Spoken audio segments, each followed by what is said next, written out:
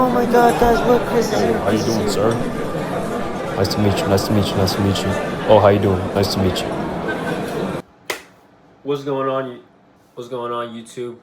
My name's Christopher Rojas. I'm a upcoming senior. I run cross country and track. These right here are my PRs for track and my 5K cross PR. I wish I could say that this summer has been productive, but honestly, it really hasn't.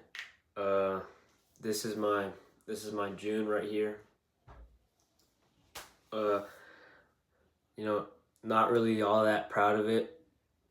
I feel like I don't want to say I could have done more because I feel like I went pretty hard too early on. I increased my mileage too fast in the summer and the starting weeks, the first few weeks, and I got shin splints because of it. And so that kind of honestly set me up for failure, but we still have another month, about a month and a half before first meet, and that's still a lot of time. You can still build a lot of fitness. Main goals for the season: want to break 16:15 in the 5K, and then whenever track comes around, want to break 4:30 in the 16, and I want to break 2:05 in the 8. I feel like these are pretty realistic goals that I can definitely achieve. Obviously, like anything that has to do with running, it's not going to be easy, right? But through discipline and stacking miles, I feel like it's doable. So we're gonna talk training plans, how I've been training. All right, so pretty much all of June, I think we've done, up until this week, it's been one workout a week, and this week we've done two. Tuesday's session was a fartlek, a 20-minute fartlek, 3 minutes on, 2 minutes off. Averaged around 520 pace whenever I was on. So that was a pretty good workout. And then today we had a 12 by 400 with 60-second rest at faster than 5K pace. I knocked the first mile out in 5:05, second 5. I'll just put the workout right here. This was the workout with my splits and everything. And then I just got done with the afternoon session. It wasn't a double workout day. It was just easy mileage in the afternoon. Only had 2 because we got 5 total in the morning. But that's that on the workout side. One to 2 workouts a week. We're probably going to be leaning closer to 2 workouts a week now that we're getting closer to the season. But I feel like the key is just going to be not overdoing it too early on, because I don't want to make the shin splints worse.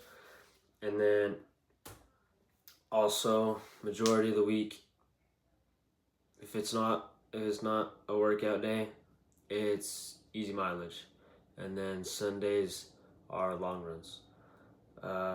It's been a 1 mile increase every week. So we started at 9, 10, 11. This week's gonna be 12. Last week of June, it's gonna be 12. I believe we're gonna cap it off at 14. Not too sure. I'll have to make sure. But yeah, that's that on the training side of things. Now, I guess we can talk recovery. I feel like recovery is something that not just me, but I feel like a lot of people actually have to work on that because, you know, in all honesty, I don't feel like I sleep enough at night. You know, it's pretty tempting to just stay up and, you know, do whatever, but sleep is probably like the greatest form of recovery that you can have.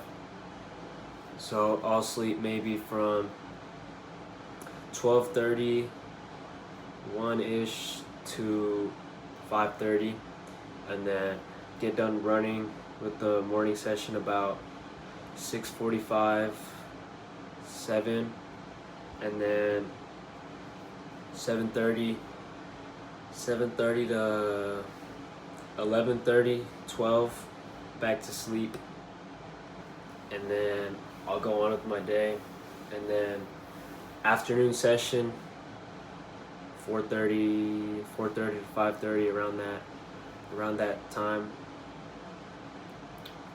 And all right, next thing I want to talk about is shoes. What kind of shoes I train in. So for any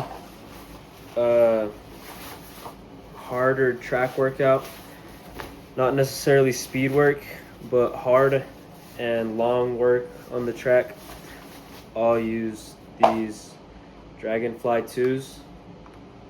They're really nice, they're comfortable. I don't use them every track session just because they put a lot of pressure on the calves and shins and all that. But whenever I need to do something long and fast, that's what I'll use. And then I also use them during track for the 1600. This is what I use. And then for shorter track workouts that are typically just speed, I'll do the Victory 2. Yeah, this is just the typical 200 repeat spike. I haven't done a strictly like speed focused session this off season, but you know, eventually I'll probably start doing them. And then I also wore these for the 800 during track. All right. And then for the kind of tempo threshold sessions or just faster workouts in general that aren't on the track, I'll do the Adidas Evo SL. They're really light, great cushion. I honestly really like these. These are really nice. Super comfortable, super light, super snappy. Yeah, that's that for that. And then last shoe I have here is the Vomero Plus. This is an amazing shoe, honestly. Super comfortable. Took a little bit to break in.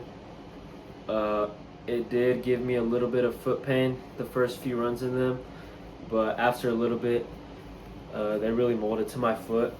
This is what I log most of my miles in. This is what I do easy, long runs in. So most of the week, I'm running in this. Yeah. I feel like that covers pretty much everything that I wanted to come in here and talk about. I don't really know where I want to take this YouTube thing. It's just something I kind of wanted to try out. Maybe it'll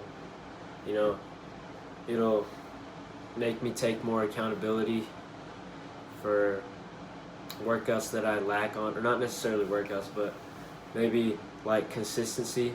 It'll help me be more consistent if I come on here and talk about, I guess I could do like maybe a weekly recap every week.